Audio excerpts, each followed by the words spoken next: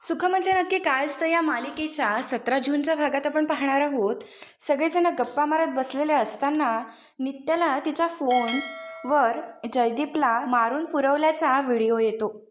तशी नित्या धावत जंगलाकडे जाते आणि तिच्या मागे बाकी सर्व पण येतात। नित्या देवीला म्हणते, देवी आई, एवढ्या मोठ्या जंगलात मी राजला कसं शोधू? काहीतरी मार्ग दाखव।